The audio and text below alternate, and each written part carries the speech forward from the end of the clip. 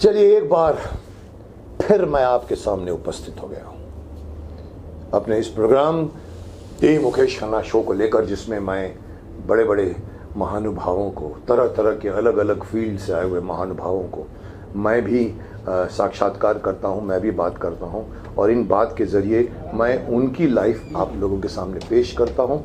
Industry के तेवर के बारे में हम बात करते हैं, इंडस्ट्री के टाइम के बारे में बात करते हैं, इंडस्ट्री के उतार चढ़ाव की बात करते हैं। आज भी मैं एक ऐसे शख्स को लेकर आ रहा हूँ, आपने तो डेफिनेटली पढ़ लिया अब तक कौन आ रहे हैं, हमारे मेहमान कौन हैं। मैंने जैसे कि मैंने कहा था कि मैं म्यूज़िक इंडस्ट्री के महानुभावों को बुलाना चाहता हूँ। मेरे एक सेक्शन जिसमें मैं म्यूज़िक को टच कर रहा हूँ, सिंगर्स को टच कर रहा हूँ, मैं म्यूज़िक डायरेक्टर्स को भी बुलाना चाहूँगा एक एक करके। तो आज जो आ रहे हैं उनको मैं जानता हूँ, एक वर्ड से मैं उनको अगर कहूँ कि मेरा उनके साथ जो एक कान में जो सुनने में आता था, सिल्की आवाज़, वेलवटी आवाज़, ये ऐसी आवाज़ के मालिक थे। गज़ल के मशहूर कॉन्सर्ट्स दुनिया भर में कर चुके हैं वो पंकज उधास। उन पंकज उधास को जो मैं समझता हूँ मेरे टाइम से ही इनकी शुरुआत हुई थी, जो मैं फिल्म इंडस्ट्री में आने के पहले ही ये यहाँ पर आए थे, तो उनको मैं आज आपके सामने लाना चाहता हूँ। आप सुनिए, उनकी सिल्की आवाज़ को सुनिए, उनके विचारों को सुनिए।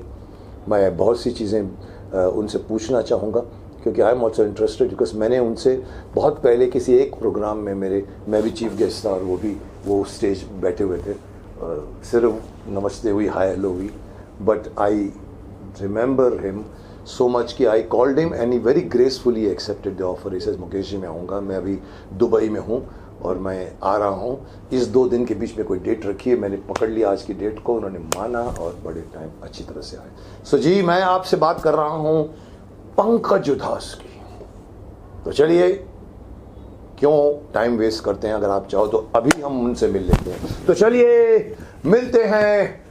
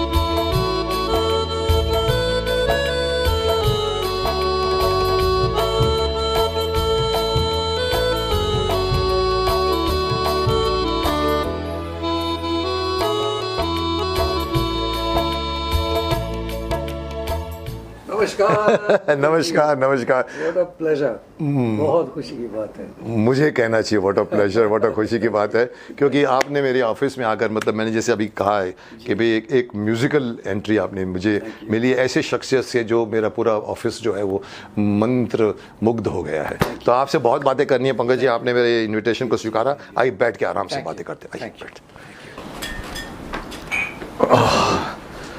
सो आई थिंक हम लोग, मुझे पता नहीं 10, 20, 25 कितने साल का मुझे पता नहीं, बट मिले तो हैं हम लोग बहुत बार, लेकिन बहुत।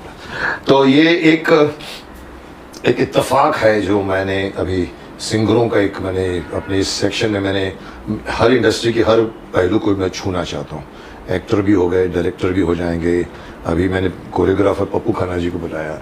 तो मैं चाहता था कि संगीत की दुनिया के जितने भी दिग्गज हैं उनसे मैं उनका अनुभव जानूं।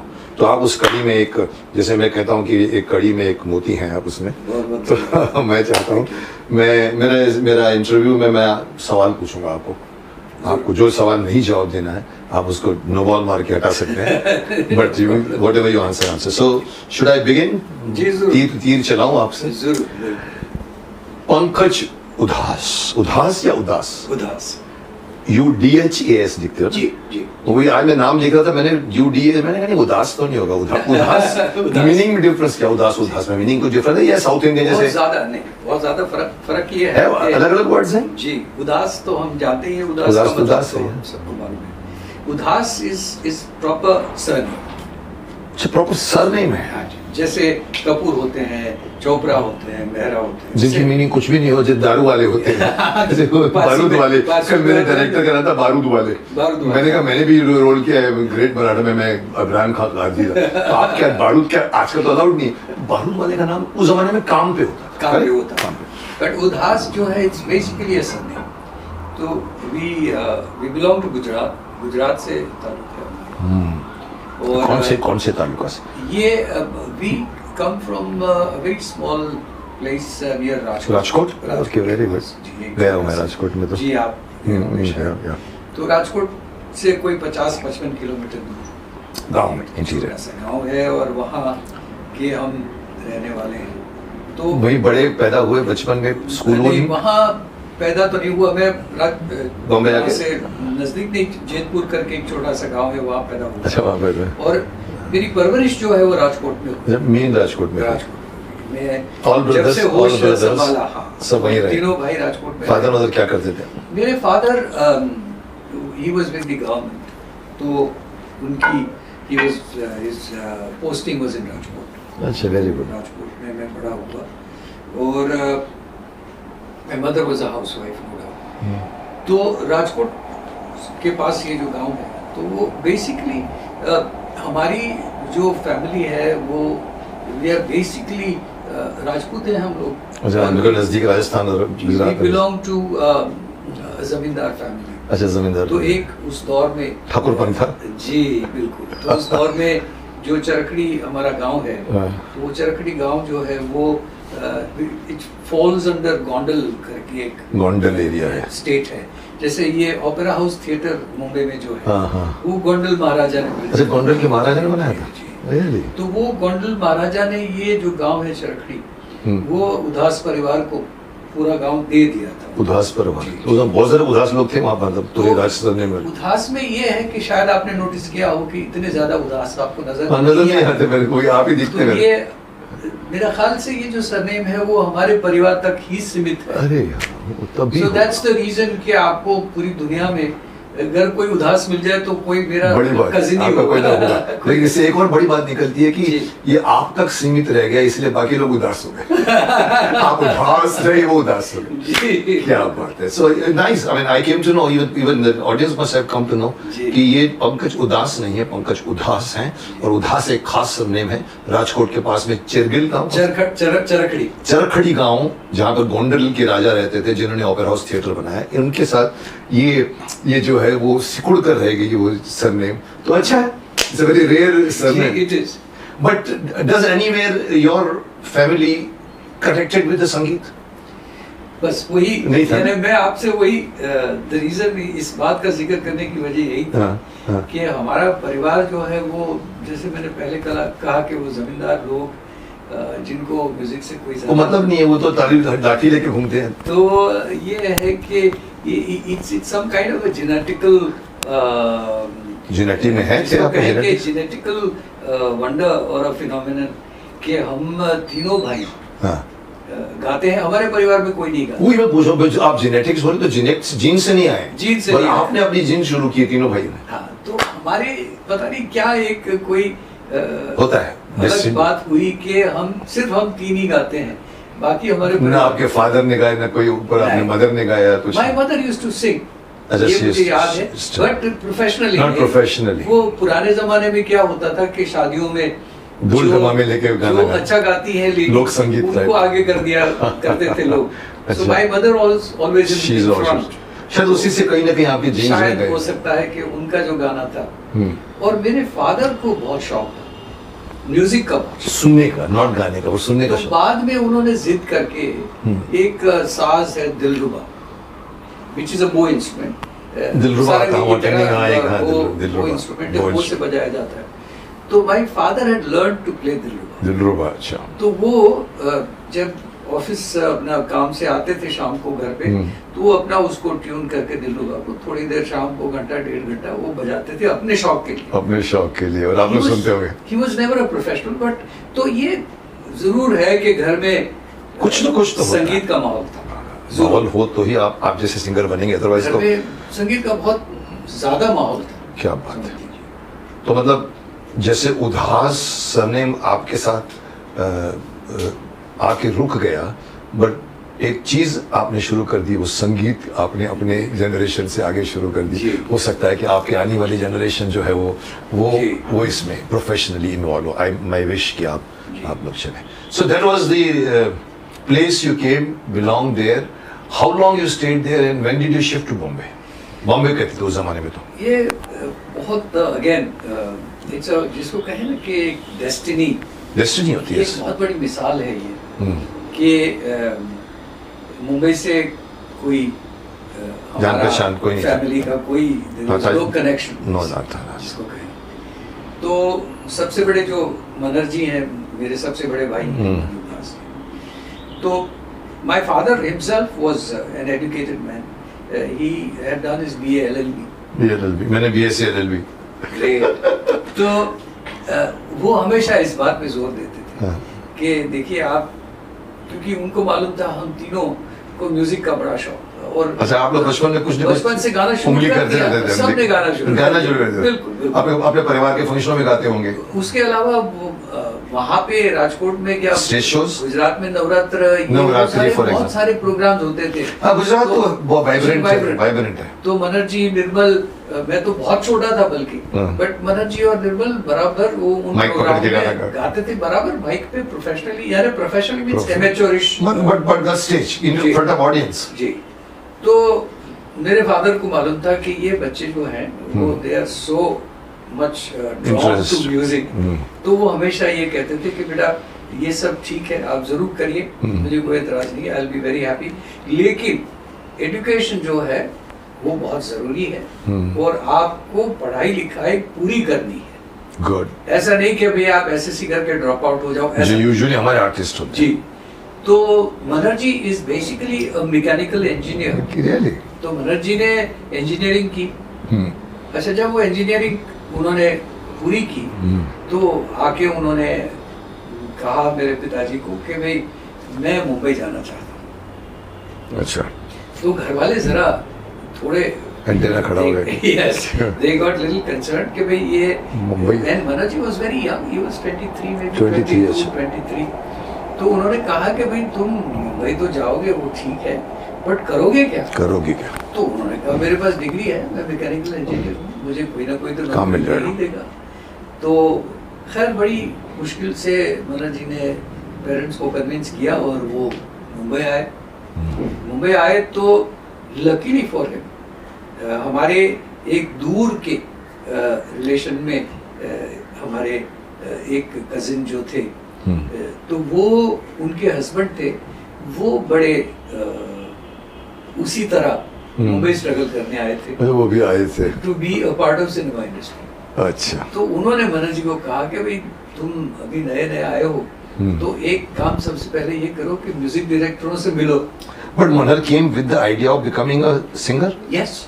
और वो मैकेनिकल इंजीनियरिंग फादर को बोल कर आया। कैमोफ्लेज तो वो दिमाग में वो था, कन्विंस करने का एक था, बट फाइनल एम तो यही था कि पीछे बैक ऑफ माइंड ये था प्लेबैक। और फादर को कन्विंस तो करना पड़ेगा मैं इंजीनियर हूँ। और उस जमाने में ये था कि करियर मींस प्लेबैक सिंगिंग, क्योंकि रफी साहब से शुरू उनको देख के, क्योंकि उस जमाने में what we call non film music जो है वो तो था ही, तो सिर्फ सिनेमा म्यूजिक था, प्लेबैक सिंगिंग। Playback singing. तो he wanted to be a proper playback singer. Okay.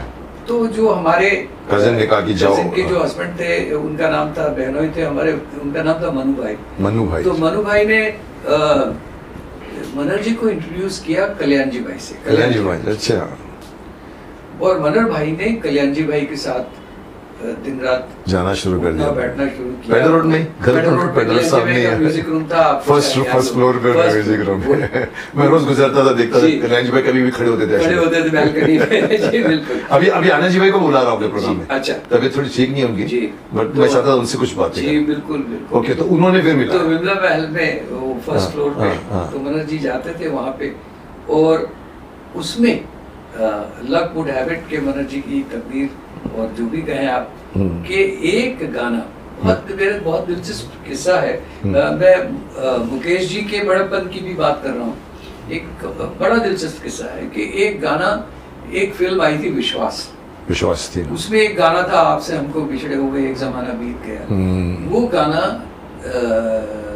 केवल कश्यप करके एक फिल्म, केवल कश्यप डायरेक्टर, यस। तो केवल जी वो फिल्म की शूटिंग कर रहे थे देहरादून में, ओके, और उनको इमरजेंसी में उस गाने की जरूरत थी।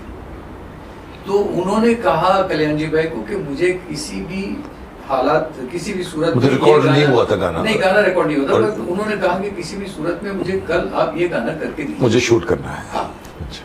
तो ये हुआ कि भाई कल्याण जी भाई ने कहा ठीक है। अब कल्याण जी भाई ने कहा कि मुकेश जी से गवाएंगे। अब मुकेश जी थे नहीं मुंबई में, मुकेश जी वाज अब्रॉड, वो भी पहुंच जाते थे। तो फिर ये कोशिश हुई कि रफी साहब हों, तो रफी साहब भी नहीं मिले। तो कल्याण जी भाई ने कहा कि केवल जी को कि भाई एक मनहर करके जो उनके पास मेरे पास हैं, जो गाते हैं, बहुत अच्छा गाते हैं, आप चाहे तो मनहर से गवा लीजिए, और बाद में जब मुकेश जी आएंगे तो आप मुकेश जी से डब हम करवा, जो होता था वैसा। तो उन्होंने कहा ठीक है, मुझे तो उनका काम हो जाएगा सॉल्व, तो आप मुझे गाना करके दे दी। तो मनहर जी को बुलाया गया और मनहर जी ने वो गाना गा दिया। It was a duet. क्या वर्डिंग्स थे? आपसे हमको बिछड़े हुए एक जमाना बीत गया, आपसे हमें याद आ रहा है। तो मनहर जी के साथ सुमन कल्याण साथ में वो ड्यूएट था। तो मनहर जी ने वो गाना गा दिया और बहुत अच्छा गाया, दिल से गाया होगा, पहली बार मौका मिल रहा है, दरवाजा खुलने की चांस। गाना शूट हो गया, सब कुछ हो गया। उसके बाद जब वक्त आया तो केवल कश्यप जी ने कल्याण जी भाई को कहा, और कल्याण जी भाई ने मुकेश जी को बुलाया। ये सब फेमस, एक बहुत मशहूर अपना रिकॉर्डिंग स्टूडियो था तारदेव, फेमस तारदेव, तो फेमस में सबको बुलाया गया और मुकेश जी को कहा कि भाई ये गाना आपको डब करना। तो मुकेश जी ने कहा अच्छा भाई सुनाओ। तो मुकेश जी ने गाना एक बार सुना, बोले फिर से सुनाओ, दूसरी बार सुना, 2 बार गाना सुन के मुकेश जी ने कल्याण जी भाई को कहा कि कल्याण जी भाई, किसी ने ये गाना इतना अच्छा गाया है। केवल कश्यप जी को भी कहा कि भाई इतना अच्छा गाया है किसी ने, क्यों मुझसे गाओ? बड़ी बात है, कितनी बड़ी बात है। तो अब देखिए डेस्टिनी कैसे, डेस्टिनी नहीं, इतनी छोटी बात है लेकिन कैसे चेंज होती है किसी की डेस्टिनी। तो कल्याण जी मैंने कहा Mukesh ji are you sure? के मुकेश जी ने कहा बिल्कुल, ये आप इसको छेड़िए मत, ये गाना ऐसे ही रखिए। क्या बात है। और ये तय हुआ कि भी ये गाना मनहर की आवाज में रखेंगे, It will remain as Manhar's song। और वो गाना आया और वो गाना बहुत अच्छा हिट हो गया। तो वहां से मनहर जी की करियर शुरू हो गई। एक चीज चाहिए होती बस। अब वो उनका जो करियर शुरू हुआ, तो Manhar ji was very attached to the family. या आप लोग तीनों भाइयों को मैंने कहानियां बहुत सुनी, साथ में रहते थे, साथ में घूमते थे। तो we decided, Manhar ji decided, he said कि I want my family in Mumbai. अच्छा, तब तक अकेले गए? हम लोग वो अकेले रहते थे, तो गए अकेले गए, आप लोग उधर ही थे। तो उन्होंने घर में बना लिया था मनहर ने? नहीं, he was living in an apartment, paying guest apartment में रहते थे। तो आई मीन रेंटेड अपार्टमेंट जी। तो फादर को कहा गया और फिर हम लोग चारों, मैं, फादर और 2 भाई, we shifted to Mumbai. Mother also, so all 4 of us shifted to Mumbai. हम मुंबई आए 1967 में। 67, ओके। तो मेरी तो पढ़ाई चल रही थी, तो मैंने यहाँ आके I took an admission in college. मैं कॉलेज के 3रे साल में था, 3rd ईयर में, तो मैंने यहाँ आके एडमिशन लिया। कौन से कॉलेज में आपने? पहले मैं विल्सन कॉलेज में गया, फिर बाद में I went to Xavier's. Very very very मतलब कोइंसिडेंस है कि 68 तक मैं जेवियर्स में था। अच्छा। मैंने बीएससी की है, ओह। 68 में पास हुआ हूँ सेंट जेवियर्स कॉलेज। कमाल। So that is same but I used to उजुमा रवि चोपड़ा हुआ करके। We are eliminized, इसका मतलब। We are eliminated together, yes, ji, definitely. Ji, Okay, तभी मैं जानना चाहता था कि कौन से कॉलेज, अगर जेवियर्स तो फिर तो बहुत बड़ी डेस्टिनी है। I 68 joined Xavier's in 72. 72 तब तक मैं शिफ्ट हो गया था law college, government law college. Government law college में मैंने तीन साल किए थे मैंने। 68 का मतलब 69, 70, 71। जी। फिर 72 में फिल्म इंस्टीट्यूट चला गया। तो that was the time when you were there. Correct. हम आपको जानते थे कि भाई ये 3 भाई हैं और जी। और देखो क्या किस्मत होगी कि मन्नर भाई ने मेरे लिए गाना गाया। वाह, क्या बात। तो फिर क्या हुआ, फिर आप आ गए हाँ। And then obviously we started living together, all the brothers. कहाँ लिया अपार्टमेंट घर ये साथ? we used to live on Borden Road. Borden road में, यस। रोड पे रहे। I think पता नहीं क्यों, लेकिन तब से जब, क्योंकि मनोहर भाई वार्डन रोड पे इसलिए रहते थे कि कल्याण जी भाई was next door, पास में ही next door। walking वो distance पैदल था। रोड है, वार्डन जी, रोड में। जी। तो फिर वो आदत सी हो गई उस एरिया की। वहाँ रह जाओ तो फिर कभी इधर आने का दिल नहीं करता, कहीं और जाने का दिल दिल्ली नहीं करता। मेरे बड़े भाई भी कभी निकल नहीं पाए वहाँ जी। से। तो we all used to live together. In Warden भाई Road, साथ in में Warden रहते Road. थे। जी जी। शादियाँ नहीं हुई थी आप लोगों की? बिल्कुल नहीं, तीनों की नहीं हुई। ओके। जी जी। फिर आगे फिर आप कैसे उभरे तो फिर? ये है कि वहां से धीरे धीरे शुरुआत हुई और मेरी कहानी तो कुछ अलग है ही पूरी कहानी। बट बिल्कुल। डिस्टेंस है मनर के और आपके करियर के बीच में, जैसे कि ये पहला गाना आपने मनोहर भाई ने पहला गाना 1967 में गाया। 67 में गाया, आपने कब गाया? मैंने मेरी फिल्म का पहला गाना जो है वो 1971 में गाया था। 67, 91, 4 साल। 4 साल। Okay. लेकिन वो 71 का गाना जो मैंने गाया था, उसके बाद then I struggled for 10 full years. होता है कभी कभी आप उसके स्टार्ट बाद से मैंने बोलते, उसके बाद 10 साल स्ट्रगल किया। 10 साल स्ट्रगल किया। गाना कौन सा था पहली कौन सी वो फिल्म एक थी? फिल्म आई थी जो एक्सपेरिमेंटल फिल्म थी। हाँ। बहुत बड़े फिल्म मेकर थे बी आर इशारा साहब। आप ओह, जानते मैं हो। काम कर चुका हूँ जी। बी.आर. इशारा। तो इशारा साहब ने एक एक्सपेरिमेंटल फिल्म किसी के लिए बनाई थी, कोई एक एस्पायरिंग एक्टर वो थे। ऐसी 14 दिन में फिल्म बनाते थे बस फटाफट। वही थी। It was made in 14 14 days में बनाने, बहुत अच्छे डायरेक्टर। एस्पायरिंग कोई एक्टर थे। हाँ। उन्होंने इशारा साहब को कहा होगा भी कैसे भी करके मुझे ये फिल्म बना दो। तो इशारा साहब अग्रीड के ठीक है। और उषा खन्ना का म्यूजिक था। अच्छा, उषा खन्ना। अच्छा, Usha ji as you know was known for giving breaks to all the newcomers. तो उषा जी का क्या था कि Usha ji was very friendly with Manohar भाई और परिवार के साथ। तो उषा जी रेगुलरली घर पे भी आती थी और तो उषा जी हमेशा मुझे सुनती थी क्योंकि मैं बैठ के गाता था। उषा जी को गाने गजलें सुनाता था। गजलें सुना था। तो उषा जी ने कहा कि भाई ये पंकज से गवाते। अच्छा, उन्होंने सजेस्ट। तो वो गाना भी फेमस था, आगे में रिकॉर्ड हुआ था। ओके। तो that was my first song which I sang for इशारा साहब। एक फिल्म थी कामना। कामना एक जी फिल्म बनी जी थी। जी जी। कामना, चेतना, हाँ। दोराहा। हाँ, बहुत सारी मेरे फिल्में साथ में एक फिल्म की थी जिसमें मैंने, तो बहुत कमाल के आदमी थे जी, वो। चप्पल के बगैर घूमते थे, जी, जी, है ना? जी, शाह चप्पल साहब नहीं ने पहनते great थे, man। बट fantastic बंगलोज में शूटिंग करते थे। जी। बड़े बड़े प्रोड्यूसर उस हिल दौर गए पे, थे, हाँ। वो हिल गए थे। तो आपने फिर वो गाना गाया, वो फिल्म रिलीज हुई? वो फिल्म शायद नहीं आई होगी, because experimental film. Yes, yes. तो that give you start but did not give you success. No, not at all। ना, बिकॉज चले नहीं तो सक्सेस नहीं मिलती। नहीं, तो आप 10 साल वेट किया। जी। और तब तक वो मेरे ख्याल से- मनर आगे बढ़ता था हाँ, ना? मनर भाई तो बहुत आगे निकल गए थे। और बीच में शायद मुकेश खन्ना के लिए भी गा दिया होगा बीच में। हाँ बिल्कुल, आपके लिए गाना गाइए। मेरी फिल्म थी उस जमाने में, महाभारत के पहले की फिल्में थी। जी जी जी। रूही, वक्त के शहजादे, कैप्टन बैरी, दर्द दिल। सो खूनी मेरी 79 में 79 में हुई, 88 में महाभारत है। तो 79, 80, 81 के दौरान पे मनोहर जी को मैंने रूही फिल्म के लिए गाना गाया। कहीं पूछना आप उनसे। Correct, I'll ask him. Okay, Ruhi. तो ये हुआ कि ये अगेन एज आई सेड के डेस्टिनी डिसाइड्स व्हाट आपको डायरेक्शन देती है। अब हाँ बिल्कुल डायरेक्शन देती है। तो उस दौर में ड्यूरिंग दोस 10 इयर्स इतनी सारी बातें हुई। You went through the Went through experience. the entire grind और इतने अलग अलग तजुर्बे हुए। आपको इंडस्ट्री का ऐसा तो- इंडस्ट्री का उसमें ये है कि एक बात उभर के आई कि गजल, अच्छा, गजल तब तक नहीं आप? मैं गजल गाता था। उसके पहले भी I गाया? was known for singing। और तभी आपने उनको भी सुनाया था? उषा जी ने भी वही उषा जी गजल को। सुन के मुझे गाना। अच्छा अच्छा। तो मेरा ख्याल से 71 के बाद गजल से मेरा रिश्ता कुछ ज्यादा Pankaj Udhas is known for ghazals। Ji.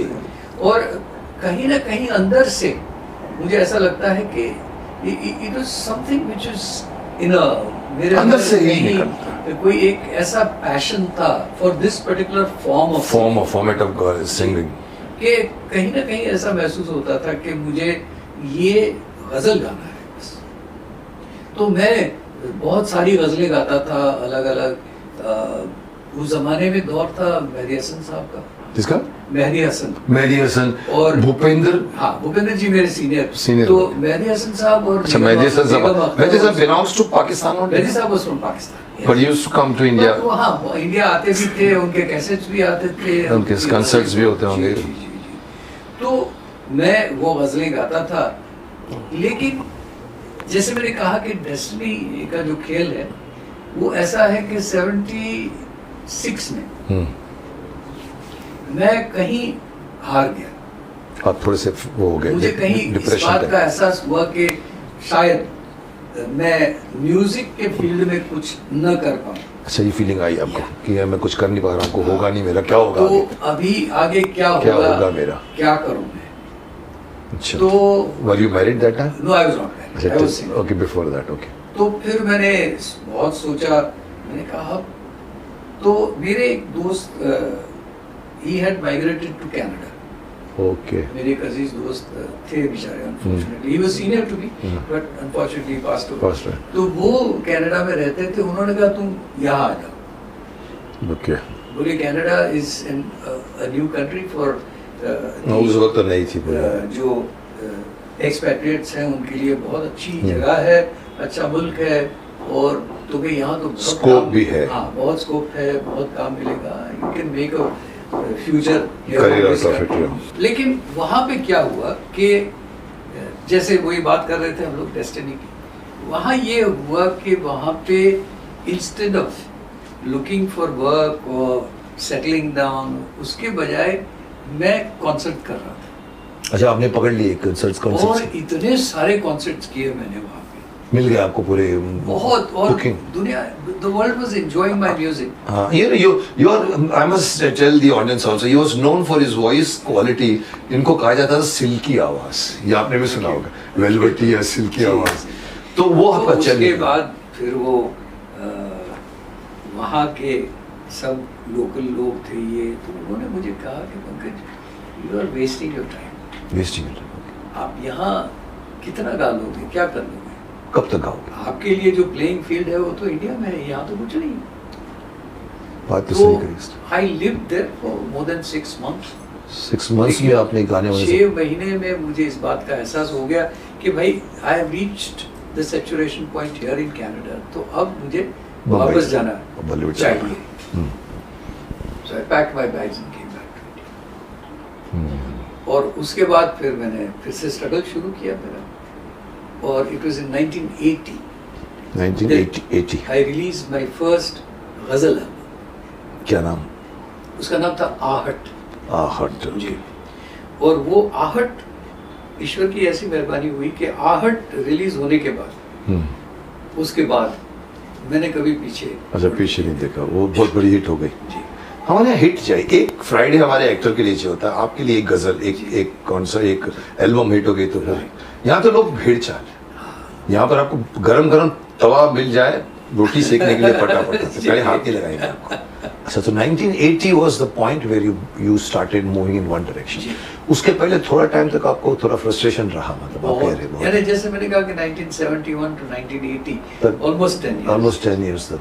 But did it break you? मतलब उसका आपको मतलब कोई डिप्रेशन There वगैरह? were no डिप्रेशन तो नहीं, because I guess I was very young। Family के साथ and young भी थे। फैमिली भी था, और उसके अलावा ये था कि एक जोश था सबसे अच्छा, बड़ी बात। वो कम नहीं हुआ? नहीं, जोश कभी कम नहीं हुआ, आज भी कम नहीं। Good good, that is what is. एक वो जज्बा है, वो आपको जिंदा रखता है, वो आगे बढ़ाता है, Yes, जज्बा ही आगे yes, बढ़ाता है। yes। जिस दिन जज्बा तोड़ा तो खत्म हो गया। ओके, सो यू बिकेम 1980 में you were given a title of गजल। जी। जैसे आज यहाँ पर अनूप जी को बोलते हैं भजन सम्राट, आपको कुछ बनाया था उसमें गजल I would सम्राट? like it। मुझे, मैं अपने आप को एक कोई मुझे अच्छा सिंगर सिल्की आवाज मैंने सुनी है। जी। मैंने आपके कॉन्सर्ट्स कभी शायद अटेंड नहीं किए हैं, जी। या पता लगता है एक कॉन्सर्ट में मैं था आपके साथ, आप जी। स्टेज पे थे, मैं something I I think probably in Delhi और दिल्ली है सब Yes. जो लोग अरेंज करते हैं, मैं जी। उनके फंक्शन में मैं चीफ गेस्ट जी, था, आप जी, गा रहे जी। थे, that's only time, but I remember people calling it, क्या आवाज है, क्या सिल्की आवाज है। और लेकिन अब हम इस जगह पहुंचे जहां मैं सवाल पूछ सकता हूं आपसे कि आपने एक गाना गाया है जिसका नाम है चिट्ठी आई है, जी। और एक गाना आपने गाया था चांदी सा क्या बदन चांदी जैसा रंग है तेरा सोने जैसे। This is an emotional song, this is romantic जी सॉन्ग। जी what is Pankaj Udhas specialised in emotional, what अंदर से आपकी क्या इमोशनल निकलता है कि because you are both songs are so good totally totally. और आपको आपके अंदर से वाला क्या होता है, आपको ये पसंद की ये पसंद नहीं, मैं जाती चिट्ठी आई वाज अ रेज। जी जी जाती तौर पे obviously on personal level I am very emotional and I prefer the intensity of the song, yes. तो जाहिर है रोमांटिक में कि- तो डिंग डिंग डिंग डिंग डांस वास भी निकल जाता है। बट ये है कि मैं समझता हूँ कि even romance can be very intense Yeah, it has to be. if it is properly expressed, if it is properly put together. Filled together with emotion. जैसे which is- चांदी जैसा रंग है तेरा, वो जो गीत है, नगमा है, तो उसमें कौन से आर्टिस्ट थे? Sorry, मैं अकेले it was a solo solo, but not in any films. Not in any film. आपकी खुद की एल्बम? हाँ, मेरी Okay. एल्बम मैंने 1984 में I sang at Albert Hall. Albert Hall में जाके गाया था? अच्छा, ये वाला? ओके। 1984 में जब मैंने अल्बर्ट हॉल में गाया चांदी जैसा बना, चांदी जैसा या हाँ, चांदी, पीछे? जब नहीं मैंने कॉन्सर्ट किया था वहाँ पे, हाँ, तो उस कॉन्सर्ट के लिए मैं खास ये गाना तैयार करके ले गया था। अच्छा, इसको तैयार करके उसके तो आई लिए sang this song for the first time at Albert Hall. चिट्ठी या ये चांदी जैसा? चांदी जैसा। चांदी जैसा, ओके। चिट्ठी आई जब तक नहीं आया था तब नहीं। तक? अच्छा, ओके। तो चांदी जैसा मैंने जब अल्बर्ट हॉल में गाया तो it was a big hit. पूरा पहली बार पागल हो गाया, गए लोग। पहली बार। So what we did was कि वो अल्बर्ट हॉल का पूरा कॉन्सर्ट हमने मल्टी ट्रैक रिकॉर्ड किया था। ओके। तो मुंबई वापस आके फिर मैंने स्टूडियो में जाके उसको Release. उसको पोस्ट प्रोडक्शन करके उसको भी release it as an album, Pankaj Udhas live eight Albert. तो उसमें ये गाना था चांदी जैसा रंग, and that song took off from day one. यानी लोगों ने इतना पसंद किया कि इवन टुडे, आज भी जब मैं लाइव कॉन्सर्ट करता हूँ तो चांदी जैसा रंग है तेरा तो गाना ही पड़ता है। डिमांड रहता है वही जी, गाने जी, का। जी, होता है, लोगों का फेवरेट होता है, आपका जी, एक फेवरेट होता है, जी, पकड़ते हैं जी, वो। जी। क्या लोग चिल्लाते हैं चांदी जैसा, चांदी जैसा? हाँ हाँ, बहुत फरमाइशें, यानी लोग जैसे आज मोदी मोदी मोदी, तो वहाँ पे ऐसे कॉन्सर्ट्स होता में क्या होता है? जी, होता है। चांदी जैसा, चांदी जैसा होता है जी। मैं लता जी की किताब पढ़ रहा हूँ, जी।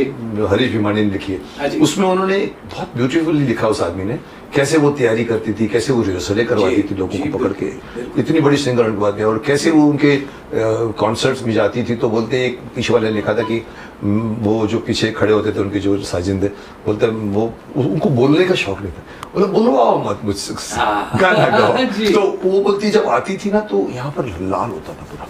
बिल्कुल। तो वो बोलती है, मैं उसको पीछे से देखता था, वो आके पहले एक श्लोक पढ़ती थी, फिर पूरा, चाहे वो डिज्नी हो, चाहे वो शिकागो हो, चाहे वो हॉल कोई भी। ताली से गूंजता था, फिर उसके बाद में वो गाना शुरू करते तो कहीं रेडनेस उड़ जाता था, कॉन्फिडेंस आ जाता जी। था। तो आपके लिए भी कॉन्सर्ट्स मायने रखता है? आप जब जाते हो तो रिहर्सल करते हो?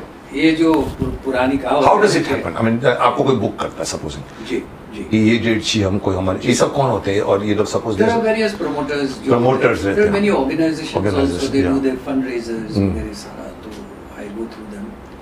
But ज्यादा मेरे बाहर कंट्री में कम इधर है कि नहीं, ज्यादा proportion? हिंदुस्तान में हिंदुस्तान में भी है? proportion, more or less same है, but टाउन्स में, दिल्ली, इधर उधर शहरों में नहीं, but even small places. Small, There is they such call a you. big following. अभी जैसे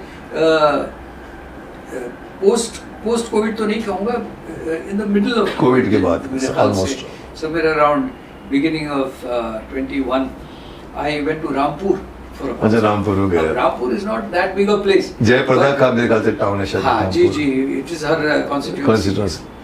तो रामपुर में मैंने प्रोग्राम किया तो 6,000 people. 6,000 people in spite of corona. Yes. क्या बात। तो ये है कि the following is everywhere. चाहे मैं बिहार में जाऊं या नहीं, फॉलोइंग की बात नहीं कर रहा मैं, बोल रहा हूँ कि ऑर्गेनाइजर्स बाहर वाले ज्यादा, क्योंकि मैं भी गया हूँ, हॉलैंड में गया हूँ, मुझे जॉनी विस्की लेके गए थे, but these are one of the very few places I went as foreign country. आपने कितने कॉन्सर्ट्स कर लिए? I don't know, I don't remember. Very मैंने good. Count, I have not kept account, but बस वही ज़ील, वही जोश, वही जज्बा। आज भी रिहर्सलें करते हो? हाँ, करवाते हो अपने लोगों से? किस पे? मैं बिल्कुल, आपने जब लता जी की बात की तो मुझे याद है, इसी Lata ji was a role model for all of us, everybody, yes. जितने कलाकार हैं हम सब सीखना चाहिए, सीखना चाहिए। She was a role model. और मुझे अभी भी याद है कि उनके घर में नीचे एक जहाँ रहती थी, वो भी सामने ही थे, प्रभु कुंज में। तो वहाँ नीचे एक हॉल है। अच्छा, उनकी बिल्डिंग के नीचे, ग्राउंड फ्लोर पे नीचे, हाँ। तो उसी हॉल में वो रिहर्सल करती थी। Really? अब कोई ये कहेगा कि भाई लता मंगेशकर को रिहर्सल की क्या जरूरत है, मैं भी किताब में पढ़ रहा था। But she would make sure that she would do not one rehearsal, she'll do 10 rehearsals. Rajendra को बोलते नहीं करना है, उनको घूमने जाना होता था, उन्हें घूमने के लिए बाद में तुम डेट नहीं करना, पहले मिलो। She used to make sure, and I think that's the key to success. That is called homework. अभी ये है कि मैं I have always followed her in so many ways in terms of learning good things from her. Really? And this is one of them, that you need to be absolutely spot on. ऐसा नहीं कि भाई हाँ, because one take है, वहाँ हमारी फिल्मों की तरह रीटेक्स नहीं, बिल्कुल कुछ नहीं है वहाँ पे। तो जो आपने किया वो बस खत्म, लास्ट। लता जी जैसी लेजेंड ने लिखा है, मुझसे गाने गवा लो, शब्द मैं नहीं बोल। तो हरीश ने पूछा उसको, बोला आप इतना अच्छा बोल लेती। अरे नहीं हरीश जी, अब पता नहीं, उस वक्त मेरे को टेंशन रहता है कोई गलत शब्द ना निकल जाए। कमाल। That means she was conscious of her performance, जो आप सबको होना चाहिए। बिल्कुल। ये नहीं कि पैसे मिले, अरे चलना गाना सुनना, ओके सुना, बीच में कोई फर्क नहीं पड़ता। You can't take the audience for granted. So that is responsibility जो सब में है। आपको लगता है जितने भी जाते कॉन्सर्ट, चाहे even Suresh Bhonsle, it should be, जैसे वो कहते हैं ना कि butterflies in your stomach, butterflies, चाहे आप हो या मैं हूं, before performance, before a shot, कहीं ना कहीं यू हैव टू अपने आप को पूरा तैयार करना पड़ता है। ये थोड़ा होता है। अमिताभ बच्चन के बारे में सुना है कि बहुत मेहनत करते थे बिफोर द शो। कहीं ना कहीं एक वो एंजाइटी आती है कि यार मैं ठीक करूंगा नहीं करूंगा, वो एक थोड़ी सेकंड के लिए वो एक जज्बा एब्सोल्युटली एसेंशियल है, isn't it? Yes. And that is important. Important, that's what I If say. you don't have butterflies in your stomach, then there's something wrong. Then you are not responsible for your performance. Yes. फिर आप बोलोगे इम्प्रॉम्प्टो कुछ भी कर दूं, और इम्प्रॉम्प्टो में कभी अच्छा होता है कभी बुरा होता है, but if you are spot on तो अच्छा ही निकलेगा, बिकॉज आपने मेहनत की। Great. So that is the starting point for you to 1980. 1980 to 2022, nearly 40 years. 42 years. 42 years to be very right. 42 years में आपकी गाड़ी फिर कैसे चली? आपने फिल्मों के लिए ये जो चिट्ठी आई कब आया था? चिट्ठी आई जी बिल्कुल। तो अभी border, was it film like border और नहीं? नहीं, it was नाम। It was 1986. Sanjay and Gaurav. Yes. ये मेरे ख्याल से another turning point in your life? जी बिल्कुल, उसमें कोई शक नहीं है। But as I said earlier that 1971 में एक फिल्म का गाना गाया था, उसके बाद 10 साल फॉर मूवीज। तो ये है कि उसके बाद फिर जो फोकस गजलों पे था, और गजलों का एक गजल पकड़ लिया, दौर चला, और हमने तो उसमें टू बी वेरी ऑनेस्ट कभी वक्त ही नहीं मिला कि मैं प्लेबैक सिंगिंग की ओर ध्यान दूं। बट एक ऐसा दौर आया 1985 में, मेरा एक एल्बम आया था नायाब, और 1986 में मेरा एक एल्बम आया आफरीन सुना। These two albums were the best selling albums of that era. 85 to 90. 86 2 साल में मेरे ख्याल से ये दो एल्बम फिल्म के एल्बम से भी ज्यादा गए, नायाब एंड आफरीन। तो जाहिर है कि everyone took a note on that. तो कहीं ना कहीं फिल्म मिनिस्ट्री ने इस बात को रजिस्टर किया, और उसके बाद फिल्मों के लिए ऑफर्स आने लगे। उस वक्त आप थे इस गजल के मैंने इस फिल्म का भूल मेरे गया भूपेंद्र भी पुराने हो मेरे गए दो सीनियर्स थे, भूपेंद्र जी और Jagjit Singh ji. Jagjit Singh ji was very popular. और मेरे जो कंटेम्प्रेरी हैं उसमें से तलत अजीज और अनूप भी गजल गाते थे, अनूप जलोटा जी भजन सम्राट गजल। तो हाँ, ही यूज्ड टू सिंग गजल उस दौर में। तो हम तीनों थे जो वी वर अच्छा ग्रुप ऑफ पीपल जो जिन्होंने पॉपुलर कर दिया ये एल्बम्स को। पर ये सब albums, not films. No films. Okay. तो उस दौर में ये हुआ कि ये फिल्म बन रही थी नाम। Rajendra Kumar ji was the producer of the film. हाँ, बिकॉज़ गौरव को यस। तो Rajendra Kumar ji, as you know, the great actor, silver jubilee star, 6 फिल्में सिल्वर जुबली होती थी। जी जी जी। तो Rajendra Kumar ji was making this film और सलीम साहब was writing the film. Not Javed Salim Javed जो अलग हो गए थे वो अलग हुए थे, and this was the first film of which Salim Saab was writing. Yeah, you're right. After splitting with Javed Saab. तो एक बहुत जिसको कहें कि चैलेंजिंग सिचुएशन थी सलीम के लिए, सलीम साहब के लिए, राजेंद्र साहब के लिए, राजेंद्र कुमार जी के लिए, सबके लिए। एंड महेश भट्ट साहब वाज डायरेक्टर। अच्छा, Mahesh Bhatt was directing, yes true. तो उस फिल्म में ये एक सिचुएशन थी कि संजय दत्त जो है वो हिंदुस्तान से बाहर है। अब उसको वापस लाना है तो कैसे लाएं?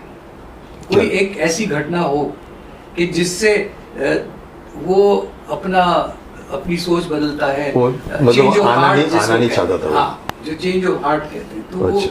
ये था कि उनको कोई ऐसी सिचुएशन, इंटेंस सिचुएशन की जरूरत थी कि जिससे वो सब छोड़ के वापस आ जाए। क्या बात है, ये सिचुएशन थी मतलब। तो उसमें बहुत सारा बहस हुआ, वो बाद में मुझे पता चला। खैर, तो फिर ये डिसाइड हुआ, सलीम साहब ने पहले से जोर दिया था कि मुझे ये चाहिए कि कोई एक ऐसा गाना हो, लाइव कॉन्सर्ट हो, और ऐसा गाना हो कि जो सुन के उसके अंदर के इमोशंस जागे, वो अचानक उसको इस बात का घर याद आए कि माँ भाई ये वो सब, वो कहाँ है सब लोग, मैं यहाँ क्या करूँ। सिचुएशन ये थी, वो स्टेज में थे और आप गाना गा रहे थे। तो वो ये हुआ कि ये कोई गाना होना चाहिए। तो सलीम साहब went one step forward further and he said कि कोई रियल लाइफ आर्टिस्ट होना चाहिए जो गाना गा रहा है, कॉन्सर्ट्स गाने में, वो एक्टर नहीं चाहिए, प्लेबैक नहीं चाहिए। फिर सबने कहा कि भाई इस टाइम पे पॉपुलर, तो जो मैंने नायाब और आफरीन की बात की, these two albums were popular हो चुके थे। तो सलीम साहब ने कहा पंकज को पकड़ो। तो that's how you were called. चिट्ठी आई है की recording, and you shot first time गाना, हाँ, पहली बार as an actor I appeared on the screen. क्या बात है, with your own personality, with your own name, with your own song गजल, and it clicked. जी बिल्कुल। और मैंने शायद फिल्म देखी कि पता नहीं, पर वो मतलब सुनील दत्त अपना संजय दत्त ऑडियंस में सुन रहा है। संजय दत्त, अमृता सिंह, अच्छा अमृता भी साथ में उसके, and they were in the audience. गौरव नहीं उस गाने में, गौरव was in India, waiting for him। अच्छा, भाई के कहा, yes। और आकाश खुराना थे उसमें। आकाश खुराना, तो आकाश जी was supposed to be from Pakistan, तो वो सब यानी जो अरेंज कराते हैं, जो नॉन रेसिडेंट हैं, वो सारे they get moved, they get emotionally moved। घर याद आता है सबको। क्या ये 2-3 लाइन पब्लिक को सुना देंगे उस गाने, because you were known for that song। जी। चिट्ठी आई है, चिट्ठी आई है वतन से, चिट्ठी आई है।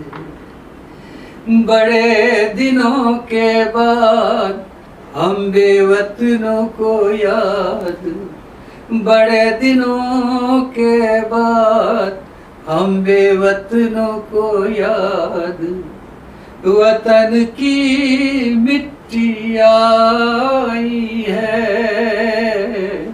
चिट्ठी आई है, चिट्ठी आई है।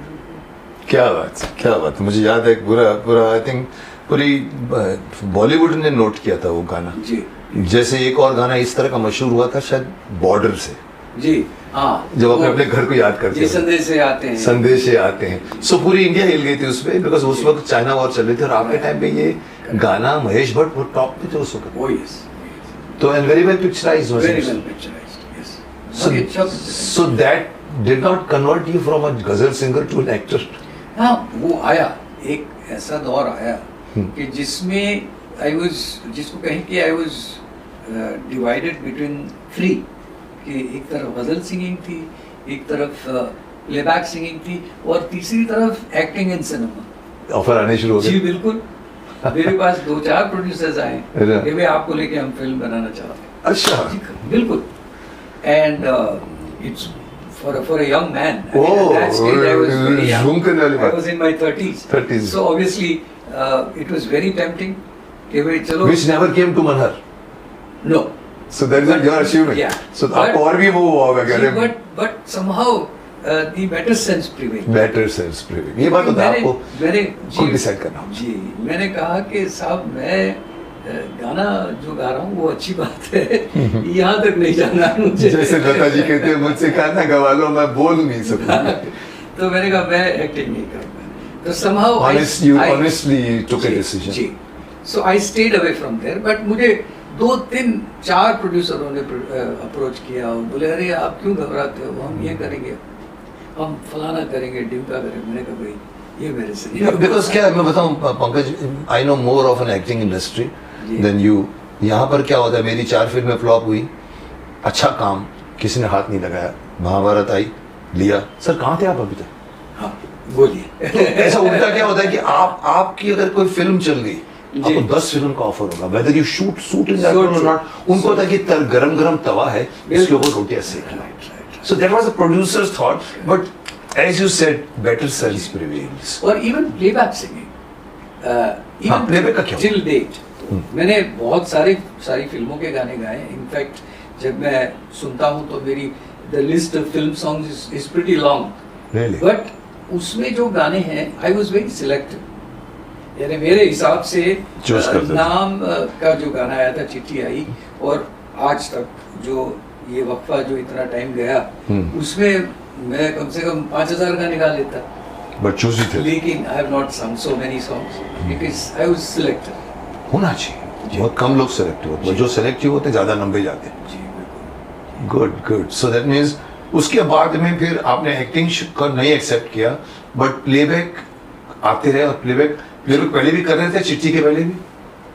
चिट्ठी के पहले मैंने 2 गाने गाए थे, ज्यादा नहीं। उसके बाद कितने हो गए, कोई 10, 15, 20? मैंने कोई, मेरे ख्याल से नहीं, मैंने I must have sung about 500 odd songs 500 till now। Playback, as a playback. For what singers? Who? Not for actors. अलग-अलग मैंने I have sung for Govinda, I have sung for Sanjay Dutt, I have sung for, I think उस period में जितने actor सबके लिए गाया आपने। मैंने गाया। जी। क्या बात। जैसे मैंने कहा कि I was very selective, कुछ गाने मैंने गाए। लेकिन एक बात जरूर है कि ऑब्वियसली जैसे आपने शुरुआत में 2-3 बार इस बात का जिक्र किया कि जो चीज़ चलती है वो बिल्कुल चलती है, तो मेरे साथ भी कुछ ऐसा ही हुआ। तो मुझे ये ऑफर्स आने लगे कि भाई आप वी वांट के गाना आप गाएं और गाना आपके ऊपर पिक्चराइज हो। अच्छा। तो मैंने कहा भाई, तो playback of your own self. मैंने कहा ये बड़ा मुश्किल है कि भाई हर गाना सिचुएशन भी होना चाहिए। हाँ, सिचुएशन होना चाहिए। तो एक फिल्म आई थी साजन, जिसमें नदीम श्रवण का म्यूजिक। नदीम श्रवण थे, मनोज कुमार की थी, आशा पारेख। साजन नहीं बोले, साजन। ये संजू, जिसमें संजय दत्त, सलमान खान, माधुरी। तो इट वाज लव ट्रायंगल एक फिल्म थी, और उसमें एक गाना बहुत प्यारा भी था और सिचुएशन थी। वो तो नहीं जब दोनों गाते हैं। हाँ, तो ये कवि होता है एक तरह का, ये और वो गाना संजय दत्त पोएट। तो वो एक फिल्म का क्लाइमेक्स था। अच्छा। कि वो डिसाइडिंग पॉइंट था फिल्म का, कि वो राज खुलता है कि भाई Salman Khan also is in love with Madhuri Dixit, so is Sanjay Dutt. Okay. वो तो वो सिचुएशन पे एक गाना था जो मैंने गाया था नदीम श्रवण के लिए, और वो फिल्म के डायरेक्टर थे Lawrence D'Souza. Camera person also. तो लॉरेंस जी ने कहा कि भाई पंकज जी मैं चाहता हूँ कि ये गाना आपके ऊपर किया जाए। तो मैंने सोचा कि नहीं, सिचुएशन ये है। तो then the song was picturised with me, with all 3 of them in the in the frame, in the frame गाने में यानी संजय दत्त, वहाँ है, वो वहाँ है, वहाँ। माधुरी दीक्षित साथ में नहीं थे, हाँ, फिर? नो ऑल टुगेदर इन अच्छा, that in one one place place. जहाँ मैं परफॉर्म कर रहा हूँ। तो so again you were a performer. जी, तो वो गाना भी बहुत पॉपुलर हुआ। क्या वर्ड इस वो गाना था जिए तो जिए कैसे, जिए तो जिए बिना कैसे, आपके। क्या गाना था वो? जी, तो ऐसे मैंने तो संजू वगैरह ने नहीं गाया था, वो आपने गाया गाना? जी मैंने जिए तो जिए फिल्म कैसे। मेरे पे पिक्चराइज हुआ था फिल्म। अच्छा, ये मुझे नहीं मालूम था। जी, जी, जी। मुझे लगा ये कवि है, वो गाता होगा जिए तो। उसका एक गाना था कि मैं जब भी नजदीक आता हूँ तो मैं बोल नहीं पाता हाँ। हूँ, तो माधुरी भी बोलती है, ऐसा कुछ। Correct correct. तो ये गाना आपका इंडिपेंडेंट था, आपने खुद के ऊपर पिक्चराइज जी, किया? जी, क्या जी, बात है।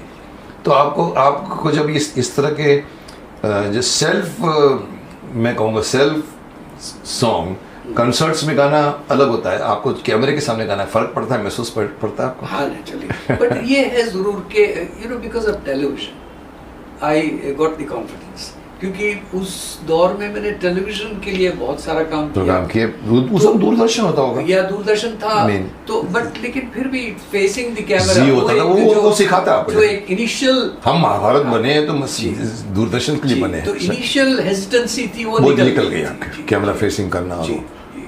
पर यहाँ पर लेकिन टेक तो होते होंगे बहुत सारे, क्योंकि ये तो कट हाँ, करके यहाँ तो बिल्कुल एक गाना जो है वो 3-4 दिन तक 3-4 दिन तक चलता होगा। वाह, क्या बात है। ऐसा एक और भी बना कोई कि ये 2 बने आपकी ये जिंदगी तो में? आई थिंक हाईलाइट है मेरी करियर के। नहीं, एज ए सेल्फ प्लेबैक। ऐसे हुए 1-2 गाने और भी हुए जी, जी। बट इंडिपेंडेंट एक्टर आपने खुद मना कर दिया, तो आपको जी, पहले किसी ने से। अप्रोच नहीं किया कि आप इसके लड़के हो, नहीं। आप वो हो? I didn't want to do that. Good, And good. I stuck by my decision. Yes. इन सालों में, why I am concerned because your brother gave his voice to me in my first film Ruhi. जी।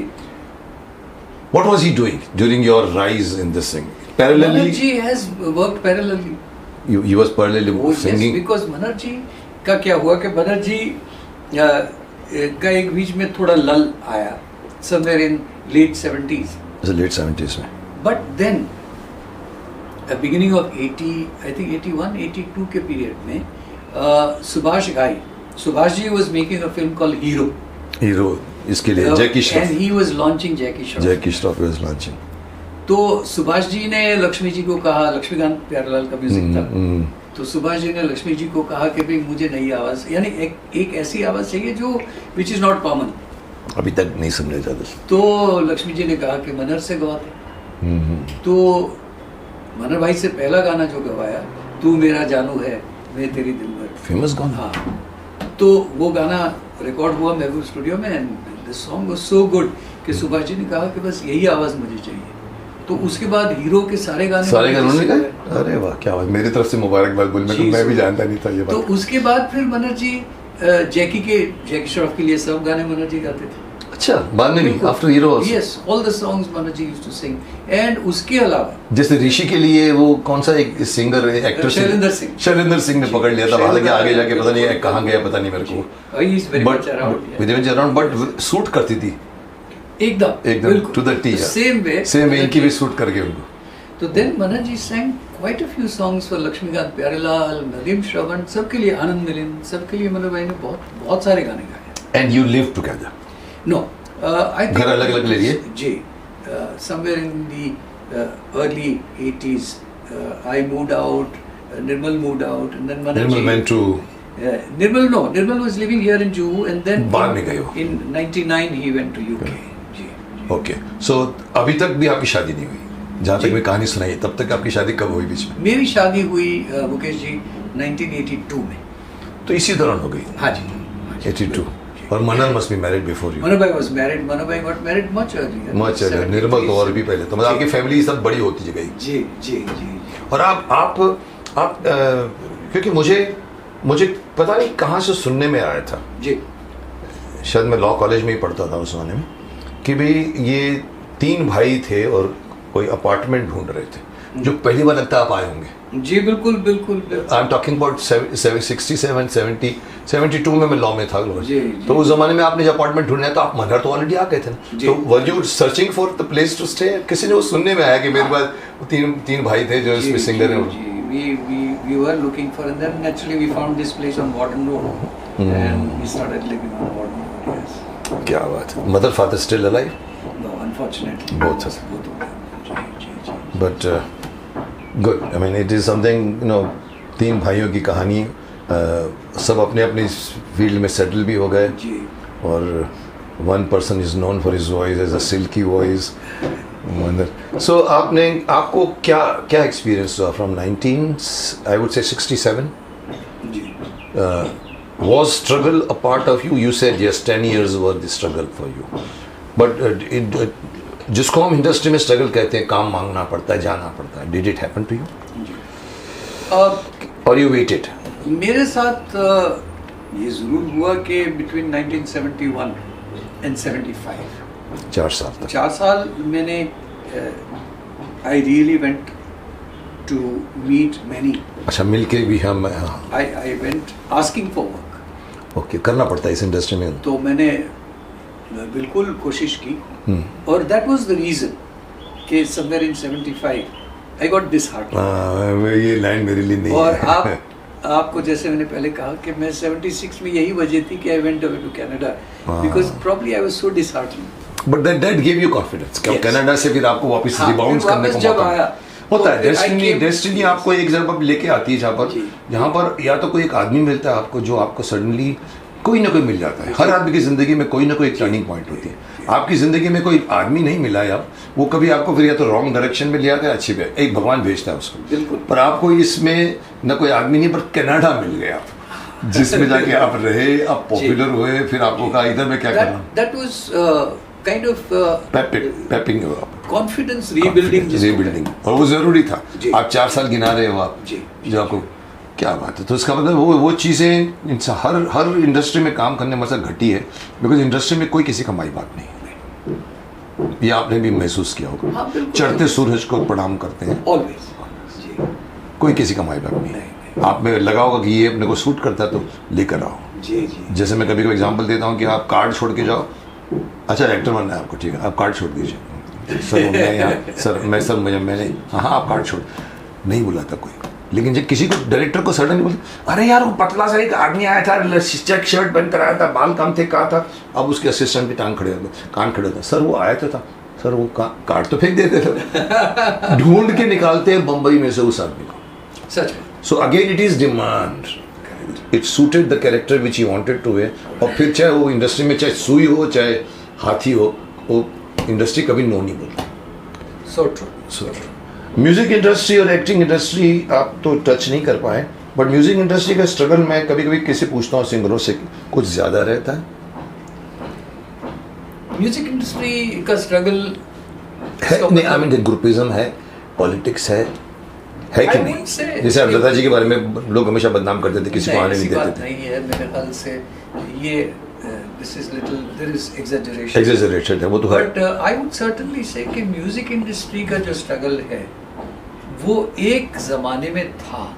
लता जी ने खुद struggle किया। लता जी ने खुद क्या, बच्चों को बहुत ज्यादा साथ में struggle तीनों किया। सिस्टरों को तो मैं ये ज़रूर कहूँगा कि जिस दौर से मैं गुजरा हूँ, ज़रूर फिल्म इंडस्ट्री में स्ट्रगल था, प्लेबैक सिंगिंग में बहुत ज़्यादा स्ट्रगल था। स्ट्रगल यानी इसलिए, उसकी वजह है, देखिए उस दौर में जो सिंगर्स थे, जैसे रफ़ी साहब थे, किशोर दा थे, या लता जी थी, आशा जी तलत महमूद थे, तो उस दौर में न सिर्फ म्यूजिक डायरेक्टर, लेकिन उस दौर के जो प्रोड्यूसर्स थे, उस दौर के जो डायरेक्टर्स थे, उस दौर के जो एक्टर्स थे, उस दौर के जो डिस्ट्रीब्यूटर थे, क्योंकि उस जमाने में डिस्ट्रीब्यूटरों का बहुत बड़ा रोल था। बहुत बड़ा रोल था।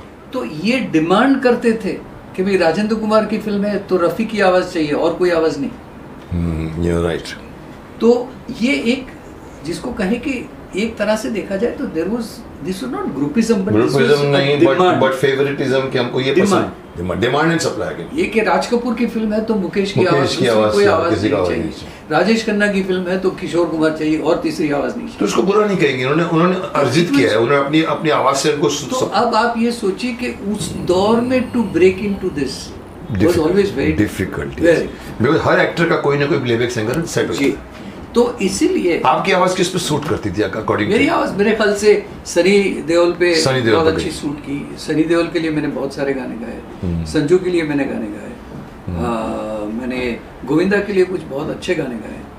तो ये हेल्प करता है जी। जैसे आपने कहा, जैसे वो अभी देखो ऋषि कपूर के लिए वो एक्टर होते हुए भी उसको गाने मिलने शुरू, तो लोग ये यूर राइट डिसाइड करने वाले मोस्टली डिस्ट्रीब्यूटर होते हैं। राइट। सो मैं ये समझता हूँ कि उस दौर में स्ट्रगल ज्यादा था।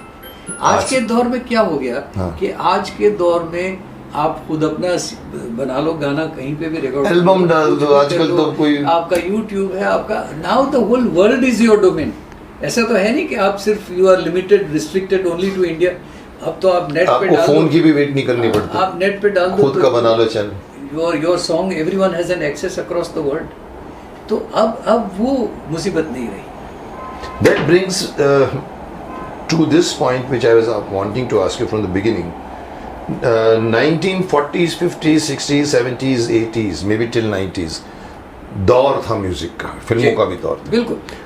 जो आपने नाम गिनाए, चंद बड़े बड़े सिंगर्स, बड़े बड़े म्यूजिक डायरेक्टर, नौशाद साहब से लेकर, और आज 2020 में क्या बदलाव आया है? आपको क्या लगता है कि ये मैंने देखा है दौर, और आपने बहुत अच्छी तरह से एक्सप्लेन किया उसको कि उस वक्त डिमांड एंड सप्लाई थी, इसकी आवाज़ इनको सूट करती है, हालांकि तलत महमूद साहब की आवाज़ सबको सूट नहीं करती थी, दिलीप साहब के लिए भी गाया उन्होंने, करेक्ट, उन्होंने गाया है उन्होंने, मतलब ना करते हुए दिलीप साहब को भी आवाज़ दी, जबकि उस वक्त मुकेश सिर्फ सिंग करता था राज कपूर के लिए, पर और उन्होंने भी गाया। तो वो पॉइंट से आज के पॉइंट में म्यूज़िक इंडस्ट्री से में आपको क्या बदलाव दिखा है? देखिए, म्यूज़िक इंडस्ट्री में सबसे बड़ा बदलाव तो ये है कि जो फिल्में बनी, आई गेस के जो वक्त है उसको आप रोक नहीं सकते, प्रोग्रेस को रोक नहीं सकते। As they say that change is the only constant. Is a constant, yes. तो चेंज, बदलाव जो है उसे इमिनेंटली है, ही होना ही है। बट उसमें ये हुआ कि पहले जो फिल्में बनती थी वो फिल्में म्यूजिक ओरिएंटेड थी, सिचुएशन म्यूजिक। उन फिल्मों में गानों के लिए खास सिचुएशंस बनते थे, और उन सिचुएशंस पे गाने बनते थे, उन सिचुएशंस पे गाने लिखे जाते, चाहे वो शैलेंद्र हो या हसरत जयपुरी हो या कोई भी जो लिखने वाले अच्छे, तो वो बहुत प्यारे से गाने लिखे जाते थे। तो ये वजह है कि आज भी आपको पुराने गानों के अल्फाज भी याद है, क्योंकि मेहनत हुई थी उसमें, सिचुएशन बनी थी, लिरिक्स राइटर को टाइम मिला था। आज तो लिरिक्स को 6 घंटे में गाना बनाते हैं। उन गानों में मीनिंग भी था, बिकॉज वो स्टोरी के साथ लिखे गए थे, स्टोरी के साथ। तो वो बात नहीं रही। और दूसरी बात ये है कि the entire style of film making has changed. जिस तरह की फिल्में बनती थी और जिस तरह की फिल्में आज बनती हैं, उसमें बहुत फर्क है, बहुत जमीन आसमान का फर्क। तो आज के दौर की जो फिल्में हैं उसमें ये जरूरी नहीं है कि हर फिल्म में 8 गाने हों।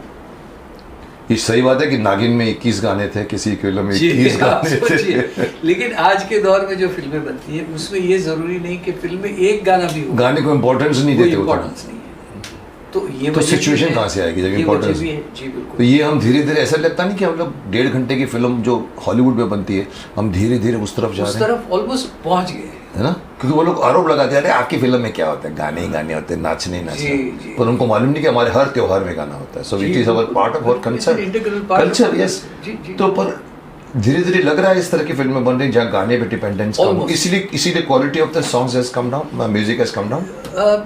मेरे ख्याल से फोकस नहीं है गानों हाँ, जब उस जमाने में ये नौशाद साहब से लेकर चित्रगुप्त से लेकर आप बड़े बड़े म्यूजिक डायरेक्टरों का नाम गिनो, वो नौशाद साहब की तूती बोलती थी। सॉरी आपको इंटरप्ट बताइए। लेकिन एक ये इसी बात पे मैं I would like to share this with you. Madan Mohan ji, Madan Mohan, yes, great composer, वो कौन थी और क्या गाने, म्यूजिक गाने। तो मदन मोहन साहब के जो साहबजादे हैं, उनके लड़के हैं Sanjeev Kohli, very dear friend of mine, Sanjeev Kohli. तो संजीव मुझे एक बार किस्सा सुना रहे थे कि Madan ji was doing music for a film, और उस फिल्म में एक बहुत ही रोमांटिक सिचुएशन थी और गाना रिकॉर्ड करना था। तो डायरेक्टर, प्रोड्यूसर, उनके साथ मदन मोहन जी की सिटिंग हुई कि भाई इस तरह का गाना है। तो जाहिर है कि जो डायरेक्टर है वो थोड़ा एक्साइटेड था, तो डायरेक्टर ने कहा कि बस मदन मोहन जी कोई तड़कता भड़कता सॉलिड रोमांटिक ऐसा गाना कि भाई she is expressing for the first time, she is expressing her love for the first for the hero for the first time. तो मदन मोहन जी ने कहा ठीक है। 4-5-6 दिन के बाद फिर से सिटिंग हुई तो मदन मोहन जी ने गाना सुनाया। तो उन्होंने कहा भाई ये गाना तो जनता सो जाएगी देखते देखते, इसमें तो वो कोई तड़क भड़क कुछ है ही नहीं। नहीं। तो मदन मोहन जी ने कहा कि देखिए साहब ये गाना है, इसको रखना है तो रखिए, अच्छा लेना तो लो, भूल जाओ, ऐसे इतना बोलो। तो बहुत बहस हुई। आखिर में प्रोड्यूसर ने थोड़ा दोनों साइड Compromise बैलेंस करवाया। करने के लिए उसने कहा कि ऐसा करते हैं, ये गाना हम लोग रिकॉर्ड कर लेते हैं ओके। और रिकॉर्ड करके देखते हैं, पिक्चराइज करते हैं। बाद में अगर हमें ऐसा लगा कि गाना फिल्म में फिट नहीं हो रहा है तो फिर चॉप इट ऑफ। तो ट्रायल एंड एरर करते हैं। ओके। तो मदन मोहन जी ने गाना रिकॉर्ड किया, लता जी ने गाया, गाना रिकॉर्ड हो गया, पिक्चराइज हो गया। वो ट्रायल बायल में जब देखा होगा तो किसी को पसंद आया, किसी को स्लो लगा, मिक्स रिपोर्ट। बट वो गाना आखिर में रखा गया। फिल्म रिलीज हुई और वो ये ट्रायल तक की बात है। हाँ, वो फिल्म रिलीज हुई जब इस गाने के साथ, तो वो गाना इतना चला कि प्रोड्यूसर और डायरेक्टर दोनों लिटरली मदन मोहन साहब के पैर में गिर गए, कहने लगे कि साहब ये Judgment क्या आप। जादू आपने किया। तो वो गाना था आपकी नजरों ने समझा प्यार के पास। आपकी नजरों ने, आई थिंक धर्मेंद्र के साथ था। हाँ, या माला कुछ- सिन्हा शायद माला थी। सिन्हा आपकी। अब आप सोचिए कि क्या डायरेक्टर confidence प्रोड्यूसर था। का भी रिएक्शन कोई गलत नहीं था। और वो कह रहा हाँ आपकी, मैं तो सो जाऊंगा। बट सिचुएशन में होगा, आया होगा माला सिन्हा। व्हाट सिंगिंग लता जी की। यस। तो ये म्यूजिक डायरेक्टर ज्यादा जानता तो है। ये दौर था म्यूजिक का। एग्जैक्टली मैं वही चाहता हूँ। उस जमाने में सोच थी पीछ। बिल्कुल। ये कौन करता है आज? मीटिंग करो, बाद में रिकॉर्ड करके रखो, बोलता नहीं नहीं आप दे दीजिए यार कोई चीज़। और वो जाता है, मैंने सुना दूसरे कमरे में जाके वो लिरिक लिख के आ जाता है 6 घंटे। अब ये है कि जो अहमियत है गानों की, हाँ। वो बहुत कम हो गई। अहमियत की, यू एब्सोल्युटली राइट, अहमियत कम हो गई। अभी सॉन्ग ओरिएंटेड फिल्में कम हो गई हैं। जी। वो कौन थी के गाने देखो, एक वैसे खड़े हो जाते हैं व्हाइट साड़ी में वो पहनकर कौन गाना का गाना करें। जो है, हाँ। एक गाना हाँ। जो आज पूरी दुनिया में सुबह शाम गाया जाता है, वो कौन थी को आज 45-50 साल हो गए। वो लग जा गले के, लग जा गले। क्या आपको कि फिर ये हंसी रात हो ना हो। Pankaj, don't you feel that कि आज का गाना, मतलब मैं तो अगेंस्ट हूँ, मतलब मैं तो बोलता हूँ कि आप रफ़ी साहब को एक तराजू में बिठा दो या 10 सिंगर बिठाओ, माफ़ करना आजकल के सिंगरों को मैं किसी के खिलाफ नहीं हूँ, बट आप 10 सिंगरों को बिठाओ, रफ़ी साहब का पल्ला फिर भी नीचे जाएगा, क्योंकि उस ज़माने में संगीत का इज्जत होता था। आज उनको खुद को मालूम है। पर पुराने गाने सुनो ना तो आपके दिमाग में वो सिचुएशन आ जाती है। जैसे अभी आपने कहा ये वाला गाना कौन सा, लग जा गले में, मुझे याद आ रहा है कि वो व्हाइट साड़ी में जा रही है, मनोज कुमार एकदम इतना हैरान है, बिकॉज वो छुपी हुई आत्मा टाइप थी वो, कि लग जा गले में। आज भी मतलब देखो तो आज का कौन सा गाना है जो गाने के साथ सिचुएशन सामने आती, कोई नहीं। और जो 25 साल के बाद याद रहे, 25 साल तक याद रहे, 25 छोड़ो, आजकल के गाने शोर है, माफ करना अगेन मैं बनूंगा सॉरी टू, कि आजकल गाना 15 मिनट के बाद सिर दर्द होता है। और वो गाने आज भी मैंने एल्बम खरीदी है, लोग कोई नहीं खरीदते, मुझे पागल बोलते।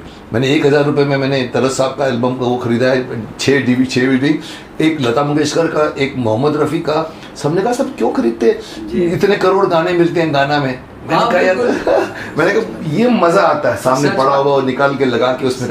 तो मैंने अपने घर में भी एक म्यूजिक रूम बनाया, नया एडिशन है मेरा, जबकि मैं कभी म्यूजिक में इतना घुसा नहीं हूँ, बिकॉज मैं अपने आप को तलवारबाज बोलता हूँ। पर अभी जब मैं गाने सुनता हूँ पुराने, तो मुझे अक्ल जागी है कि पुराना ज़माने का गाना अमेजिंग और सरवाइव करता है 45 इयर्स। आज का 45 डेज में भी गाना क्या बोल नहीं याद रखो, कौन से बोल याद होते, किसी गाने के बोल बताओ याद करके, और वो एक एक वर्ड्स, क्योंकि अगेन द टीम वर्क। हसरत जयपुरी, इधर से मदन मोहन जी, उधर से रफ़ी साहब या लता जी, और राज कपूर जैसा आदमी कहाँ है। भले सुभाष जी को थोड़ा समझ है, हाँ जी, बट और कोई नहीं है जो unfortunately that affects the career of a singer। बिल्कुल। और ये जब से ये जो पंजाबी, एक नया सवाल पूछ रहा हूँ आपको, एक दौर आया था जो अभी पप्पू खन्ना भी मेरे पास अभी बैठ कर गए हैं, जिनके साथ में कुछ बर्मिंघम के भी लोग थे जो एल्बम बनाते हैं। एक दौर आया था जब मैंने कहा आपके सारे के सारे यूथ जो है लंदन बैठी है या कनाडा बैठी है और वहाँ बुजुर्ग लोग रहते हैं पंजाब में, बड़े बड़े फार्म हाउसेज बनाए हैं आपको पूरा। तो बोला हाँ सच बात है, सब यंगस्टर वहाँ गए, फिर वहाँ एल्बम बनाते हैं। एक एल्बम का दौर शुरू हुआ था कितने साल पहले, मुझे नहीं, आपको ज़्यादा पता होगा, जिसमें कुछ सिंगर्स इतने पॉपुलर हो गए थे कि हमारे ड्राइवर, हमारे वो बोलते हनी सिंह कुछ थे। तो पर मैंने उसकी क्वालिटी देखी, माफ़ करना, मैं अपने पुराने गानों से उनको नहीं तोड़ सकता।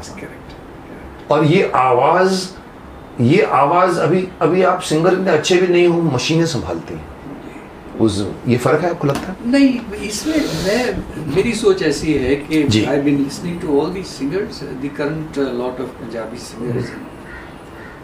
असल में बात यह है कि again there is a very strong commercial element, क्योंकि इन सब सिंगर्स को जो एक जिसको कहे कि ज़्यादा प्रमोट किया या तो ज़्यादा एनकरेज किया हिंदी सिनेमा ने, इसलिए कि these singers basically most of them they create songs, ऐसे गाने बनाते हैं कि they basically appeal to the younger generation, and this is all dancing music। बहुत सही वर्ड किया, आज का हर गाना नाचने का गाना, डांसिंग म्यूजिक। आप गाना चलाओगे ना, पब्लिक उठ के नाचती, उनको कोई फर्क नहीं पड़ता कौन सा वर्ड, चिट्ठी आई है वाला कोई सुनता नहीं है, पर उनको ये वो डांसिंग म्यूजिक। तो डांस इज हर गाना डांसिंग म्यूजिक। यही वजह है कि this Punjabi music is appealing to the youth, bhangra की वजह से, और इसी वजह से इन गानों को हिंदी फिल्मों में इनकॉर्पोरेट किया गया। आजकल देखो हिंदी फिल्मों में पंजाबी वर्ड्स आते हैं, पंजाबी वर्ड्स हैं, गाने भी आ रहे हैं सारे, गाने की पूरी खबर पंजाबी डाल देते हैं। It's dancing music. Again they are not bothered about, तुमको समझ में आता है, but it is the music. Correct. तो ये म्यूजिक कल्ट निकला है पूरा। जी बिल्कुल। कभी कभी मुझे लगता है कि आपकी बात मुझे अभी यहाँ टच कर रही है कि कभी कभी मुझे लगता है कि ये गाने में, आई मीन अगेन मैं बहुत धृष्ट आदमी हूँ, मैं नहीं बोलना हो तो भी बोल देता हूँ, तभी मैं पॉलिटिशियन नहीं बन सका। मेरे यहाँ जो आती है, एक सिंगर है, नाम नहीं लूँगा, पर लोग मेरी बात को पकड़ लेते हैं, अरे आप तो रवीश की बात कर रहे हैं ना। मैंने कहा देखिए एक है जो आज खुदाई के बारे में बोलते, क्या खुद रहे हो? मैंने बोला खुदाई, आपको क्या प्रॉब्लम अभी? तो लोगों ने लिखा रहे सर रवीश बहुत अच्छा है। मैंने रवीश का नाम ही नहीं लिया, पर फोटो डाल दी कि इनको क्या तकलीफ। तो वैसे ही मेरा एक सिंगर है, नाम नहीं लूंगा आगे, बट आप भी समझ जाओगे, जो जैसे हमारे यहाँ सारे गा मा पा धा नीसा होता है, आप भी रियाज करते हैं, मैं करता हूँ रियाज सारे गामा में। लोग कम लोग एक ही जबान में ये बात करने कहाँ जा रहा था क्यों रहा। तो एक सिंगर है जो चौथी मंजिल से गाना गाता है पूरा, नीचे तक नहीं आता, मतलब अगर मैं वॉइस को समझू तो, लेकिन हिट गाने। तो मुझे कभी कभी लगता है, मैं मजाक से कंट्रीब्यूट करता हूँ कि his voice becomes one of the sajinte, one of the musical instrument that is मुझे तो कि वो गाना सुपर so true। क्वालिटी वैसा बोलोगे कि अरे थोड़ा सा सा पे गाओ ना, तो ना तो पर लेकिन hit, because I think it is, मेरी स्टूपिड इंटरप्रिटेशन है कि वो एक instrument, one of the instrument बन जाता है। इसलिए आपके क्या टेक, अगर आप चाहो तो बोलना चाहो। I guess these are all trends। Exactly, ये वो रफी साहब नहीं है जो रहेंगे आगे। नहीं, ये ट्रेंड्स हैं, आते हैं चले जाते हैं। These are all trends। पर पंकज उधास अभी भी है, सरवाइव कर रहा है। God is kind and I have stuck to my original style of singing and I am still pursuing the same style। मैंने कोई चीज, कन्विक्शन है आपकी। कन्विक्शन है। क्वालिटी में क्या लगता है आपको ये 40-45 सालों में, क्योंकि आवाज़ भी एक धरोहर होती है, उसके ऊपर रियाज नहीं करो, लता जी कहते रियाज के बगैर रियाज करना चाहिए। आपको लगता है कि विद एज आपकी आवाज़ चेंज हुई है? विद एज आवाज़ चेंज होती ही है, बट मैं रियाजी आदमी हूँ, बस रियाज करोगे तो सस्टेन करेंगे। तो मैं रियाज करता हूँ और आज भी स्टेज पे 2 घंटे गाता हूँ सुर में। क्या बात, जबकि आपने स्टार्ट किया था 67 में जी, पर अभी भी सुर में गाते हैं आप जी। दत्ता जी के बारे में मैंने किताब में पढ़ी थी, शायद बड़े गुलाम अली खान का कंस्ट्रक्ट का स्टेटमेंट था, क्या स्टेटमेंट दिया था, अच्छा वर्ड यूज़ किया था जी। ये कभी साली बेसुरी नहीं होती, साली वर्ड नहीं यूज़ किया, पर उसने एक वर्ड यूज़ किया था, ये कभी बेसुरी नहीं होती। बट सच बात है, बात सच। इतने बड़े गुलाम अली खान को लगा कभी तो गिरेगी इसकी आवाज़ में, उसको क्लासिकल कवा दिया मुश्किल से एक स्टेज पे, उसको पीछे बिठाया था, तो सबने कहा आप भी गाओ, तो वो बोलती मैं कैसे गाऊं इनके सामने इतने बड़े। बहुत फिर बोलते मेरे को अपना बाप याद आया, फादर याद आए, हृदयनाथ मंगेशकर, और वो बोलते थे कभी चैलेंज छोड़ना नहीं चाहिए, आई आगे और गाना गा के। तो उसने ससुरी कभी बेसुरी नहीं होती। क्या बात है। दैट शोज कि आप सुर में हैं कि नहीं सुर में, और वो सुर तब होगा जब आप अपनी बॉडी को सुर में रखोगे। बिल्कुल। आपके ये रिलैक्स होनी चाहिए, ये रिलैक्स होना चाहिए, आप रियाजी होंगे तो आप कदर करते हैं अपने, बिकॉज इंस्ट्रूमेंट यही है, करेक्ट। और तो कुछ नहीं आपके नहीं, पास। बिल्कुल कुछ नहीं है, कुछ नहीं है। Very nice. I loved your interpretation also, and I'm happy that you still like the. I think everybody will honestly admit कि पुराने songs के सामने आजकल के गाने शोर हैं. I do agree. But we must appreciate them because they are successful. मैं गलत हूँ अगर मैं उसको क्रिटिसाइज करता हूँ, बोला आप साहब बैठे रहिए, करोड़ों लोग उसको लाइक करते हैं, हाँ सच बात। क्या करोगे आप? You're so right.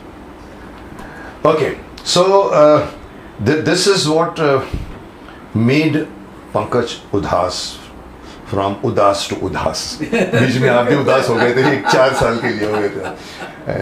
अभी tell me something about your family. How many sons, daughters, you, your I son, have Manar? 2 daughters. 2 daughters. My wife Farida, she's Parsi. Parsi? Parsi. Really? अच्छा। तो आपके नजदीक है, बारे गुजराती पारसी हाँ, का फर्क बिल्कुल, है। हम जबान तो एक एक almost। जी, जी, अच्छा, शीज पारसी। जी। क्या नाम है?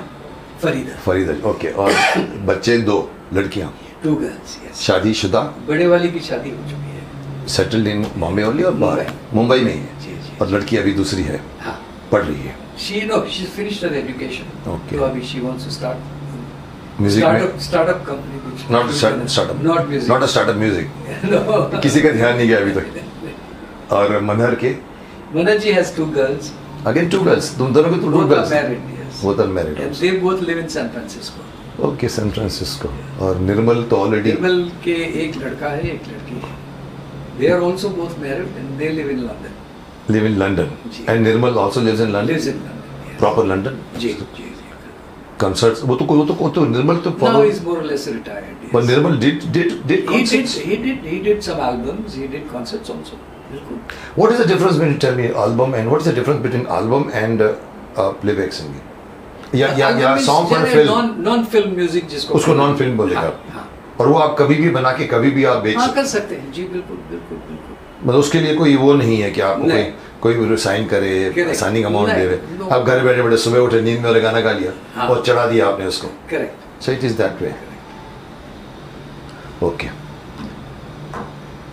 So और कुछ यादें आप पब्लिक बस। के साथ, कोई मैं- गाना, एक और गाना सुना है तुम पंकज उधास आए और उसके आज- साथ में हम गाना नहीं सुने, ऐसा हो ही नहीं सकता। आप जाते जाते वो जाते जाते 3 लाइनें या। सुना देता हूँ। एक बात मैं जरूर आपके साथ शेयर करना चाहूँगा जी। कि मैंने दुनिया के जितने जाने माने हमारी जो बात चल रही थी उसमें I wanted to tell you, मैं जहन से निकल गया था, दुनिया के जितने बड़े वेन्यूज हैं, जाने माने हिस्टोरिकल वेन्यूज हैं, starting from Albert Hall to venues for your concerts, for singing, जैसे अल्बर्ट हॉल हो गया, मेडिसिन स्क्वायर, मेडिसिन स्क्वायर है, कार्नेगी हॉल है, कार्नेगी हॉल। तो ऐसे दुनिया के सबसे बड़े जितने वेन्यूज हैं, I am fortunate that I performed in everyone. क्या बात। अब 4th of September हाँ, आई एम सिंगिंग, एक ही वेन्यू रह गया था मेरे लिस्ट में, हाँ। वो है Sydney opera house. Sydney opera, Australia. कहीं होगा ऑस्ट्रेलिया, क्या बात। तो opera house is very famous structure, आपने स्ट्रक्चर देखा तो वो आप वहाँ कर रहे हैं 7 सितंबर तो I am performing on 4th of September. 4th of September। At Sydney चलिए, Opera all the House. Best to you. So that will complete my list of पूरी आप मतलब पूरी दुनिया auditoriums घूम and चुके आप। जी जी जी जी जी। बेस्ट कौन सा लगा आपको हॉल अभी तक का? Albert Hall. Albert Hall is- So is Opera House, Sydney Opera House. Sydney. Carnegie Hall. Carnegie Hall is. They are New York. all beautiful, all मतलब Amazing venue. उसके सामने ओपेरा हाउस क्या है? Well, Carnegie Hall is historical. No, I'm talking about our opera house at It's very Chowpatty. beautiful, बहुत अच्छा खूबसूरत है। बना जब था तो उस वक्त इसी के लिए बना था, जी, इसी के लिए बना है। जी बिल्कुल। और प्लेज होते थे बस। जी जी जी। बट अब तो म्यूजिकल कॉन्सर्ट होते हैं। ओपेरा हाउस अभी तो बंद नहीं को? नहीं नहीं। Building तोड़ने पूरा वाली? नहीं, they restored, पूरा रिस्टोर किया। Still the same owner? जो पहले- Yes yes yes. It's the तभी सर्वाइव कर गया था भाई, ये तो जी, बिल्डिंग जी। बंद ही होती है अभी तक नहीं, 10 अभी आप माली। जाके देखें। मैं गया हूँ, मैं पूरी जिंदगी रहा हूँ marine drive. It's a beautiful venue now. अच्छा, they have They very beautiful have restored it. for not for For films, musical concerts. अच्छा, वहाँ पे फिल्में नहीं रिलीज नहीं, होती फिल्में नहीं होती। और ना हुई है ओपेरा हाउस? यस, बिल्कुल। क्या बात है, फिर मुझे देखना पड़ेगा। मैं तो जी, अभी जी, कभी कभी you गाड़ी must से see. गाड़ी से गुजरता हूँ तो Yeah. मुझे एक बार शुरू में था, वहाँ पर बाहर एक बहुत बड़ी कैंटीन होती थी। जी जी, तो मतलब बाहर अभी आके तो बहुत खूबसूरत हो गया। अच्छा, उन्होंने पूरे अच्छे, but only for concerts, yes, concerts and plays and things. Theatres के लिए रखा हुआ है Yeah. फिल्म। क्या बात है। तो आपने दुनिया घूमी है और दुनिया का एक बचा हुआ आपका एक हॉल है सिडनी, और वहाँ आप गाएंगे। क्या जी बात। जी जी जी। तो मैं 4 लाइनें सुना देता उसको हूँ। सुनाइए, अब हम वेट करें उसको। चांदी जैसा वाह। रंग है तेरा, सोने जैसे बाल, एक तू ही धनवान है गोरी, बाकी सब कंगाल। क्या बात है, क्या बात है, बाकी सब कंगाल। वही आपकी वही आवाज़, वही आपकी सिल्कीनेस अभी भी मौजूद है और मैं चाहूँगा कि हमेशा रहे। बहुत बहुत शुक्रिया। मुझे तो आपको Thank you आशीर्वाद so much. देने का तो हक नहीं बनता, लेकिन सबको आशीर्वाद देता रहता हूँ, तो यशस्वी नहीं, वो भी I नहीं कह think सकता। कि- पर आप नहीं, I think it is wonderful. मैं I believe in collecting blessings. हाँ, और मुझे इस बात की शिकायत है कि कोई मुझे आशीर्वाद नहीं देता। सबको मैं आयुष्मान भव, विजयी भव, यशस्वी भव, अखंड सौभाग्यवती भव। मैं बोलता हूँ कि मेरे को किसी ने नहीं कहा, इसलिए तो मेरी शादी इसलिए नहीं हुई शायद। Nice, Pleasure talking. Public enjoyed Mukesh ji. And मैं इस ब्यूटीफुल म्यूजिकल इंटरव्यू नहीं कहूँगा, बिकॉज कई लोग मुझे बोलते हैं सर आप गेस्ट को बोलने नहीं देते, आप गेस्ट को बोलने। मैंने कहा चुप, ये कोई इंटरव्यू नहीं है, ये हम अपने नहीं, साझे करते इसे कहते हैं गुफ्तगू। गुफ्तगू। मैं समझा था उसने, मैंने वर्ड चेंज कर दिया कि कॉन्वर्सेशन विद पंकज उदास। पहले से आता था इंटरव्यू, तो लोगों ने मुझे बहुत कैसा, मैंने कहा चुप, मैं ऐसे ही करता हूँ, मैं बात कर रहा हूँ, मैं बीच में टोकूंगा नहीं तो और निकलेगी नहीं बात। मैं निकालने की कोशिश करता हूँ, मैं इनके अंदर जाके मैं इनको एक लीड देता हूँ। अगर नितेश भारद्वाज आए और मैं ऐसा हाथ जोड़ के बैठ जाऊँ प्रवचन सुनने को, आधा घंटा एंजॉय करेगा, बाद में आप नहीं कर पाओगे, कितना बोलेगा एक इंसान। सच तो इसीलिए मुझे अच्छा लगा ये आपका, और तभी मैं कहता हूँ कि भाई मैं आशीर्वाद कोई ना कोई तो मुझे देता ही होगा, पर नहीं दिया तो अच्छा, इसलिए शादी नहीं की मैंने। मैं पंकज जी, हम जाते जाते हम मेहमानों को कुछ भीष्म इंटरनेशनल की तरफ से गिफ्ट देते हैं जी। और अभी तो मैंने ये नया बनाया, आप इसे शुरू करने जा रहे हैं। ये हमारे शो की घड़ी है, सच अ ब्यूटीफुल, बहुत अच्छी बन गई है, बहुत फुल क्लब बन गई। और इसी तरह से ये भी है जो मग है, जी। जिसको मैं देना चाहूँगा। किधर है भाई ये? हाँ चलो, मैं इसको अब ये हमारी Oh, this is very nice. ये तो खैर, इसमें तो मैंने चाय पी भी लिया। चलो बहुत बहुत धन्यवाद आपका Mukesh ji. My pleasure. It was indeed a pleasure. My pleasure. I talking to needed you. Your, And because मैं चाहता था कि सिंगरों में जी। बेस्ट ऑफ द सिंगर्स जो हैं सबको बुलाया जाए। Thank you so I wish मैं लता जी का इंटरव्यू ले पाता।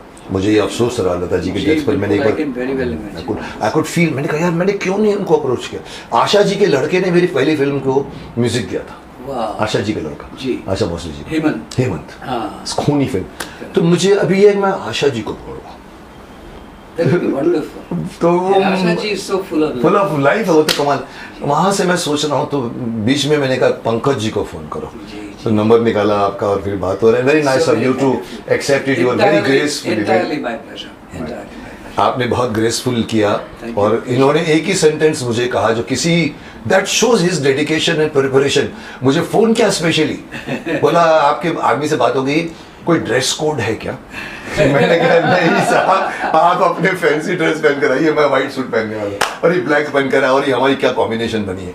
ये मैं ये नहीं कहूँगा कि किलविश और शक्तिमान या भीष्म पितामह, और but this is a nice combination. So मैं इस साक्षात्कार को, इस मैं गुफ्तगू को कहो या कॉन्वर्सेशन को यहीं विराम देना चाहूँगा। बहुत अच्छी रही ये हमारी जर्नी 1967 से भी पहले के राजकोट से पहले कौन सा गांव? चरखड़ी गांव। मैंने इनके बारे में सुना था क्योंकि इनका टाइम मेरा लॉ कॉलेज का टाइम था। जैसे इनके मुझसे निकला जेवियर्स में मैं भी पढ़ता था, पता है जेवियर्स में उस वक्त हम भी आए थे। So you know but we didn't know each other, so you know we just parallelly went, and एक टाइम आया हम आके आज मिले हैं। So it was nice to know the whole and his experience about the music, about his consistency, about maintaining the riyaz and still saying कि I can still sing in sur, जो लता जी ने कहा था और इनके मुझसे सुना, मुझे बहुत अच्छा लगा। तो मैं इस इंटरव्यू, इस साक्षात्कार को या इस गुफ्तगू को यही विराम देना चाहूँगा।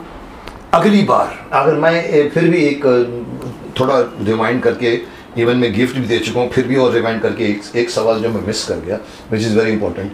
पंकज जी, आप अपने व्यूअर्स को कुछ अपने अनुभव की तरफ से कोई मैसेज देना चाहोगे इस मैं इंडस्ट्री? यही कहना चाहूँगा कि हमारी आज की जो गुफ्तगू या तो आज की जो हमारी बात हुई, उसका निचोड़ ये है कि जैसे मैं आपको देख रहा हूँ और आपको देख के मुझे इस बात का एहसास हो रहा है कि आपके अंदर आज भी जो पैशन है, आपके अंदर आज भी जो एक डेडिकेशन है, तो मैं यही कहना चाहूँगा कि अगर ज़िंदगी में आप कुछ करना चाहते हैं तो आपको सबसे पहले तो अपने आप को समर्पित करना पड़ेगा। समर्पित, yes. And you will have to you will need that passion. आपके अंदर वो आग चाहिए, आग चाहिए। बहुत अच्छा सेंटेंस किया आपने। कि आपको ये करना है, तब जाके आप कर पाएंगे।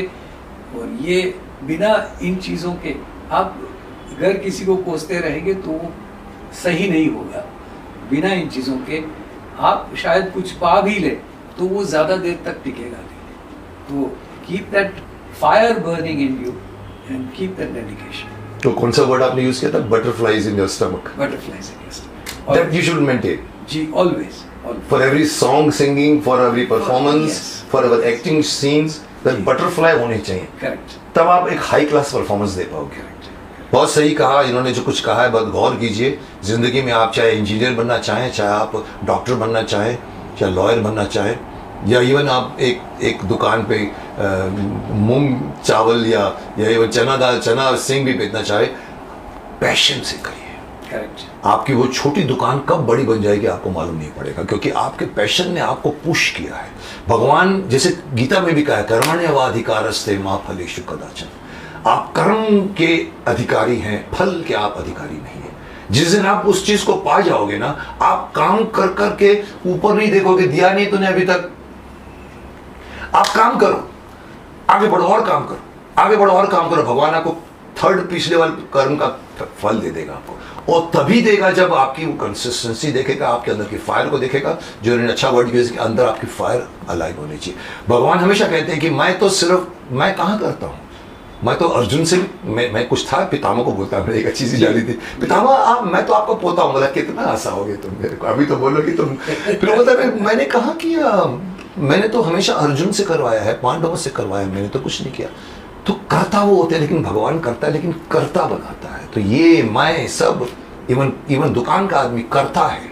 काम करो, अच्छे कर्म करो, सफलता आपके कदम चुमेगी। यहीं पर हम इसे ख़त्म करते हैं। अगली बार मैं किस महानुभाव को लेकर आऊँगा, किस शख्सियत को लेकर आऊँगा, मुझे भी नहीं मालूम, क्योंकि हमको ऐसे ही फ़ोन पे हम अपनी मीटिंग डन कर लेते हैं। बट होगा तो इंटरेस्टिंग होगा, आपको कोई ना कोई एक्सपीरियंस देके जाएगा। सो इंतज़ार कीजिए।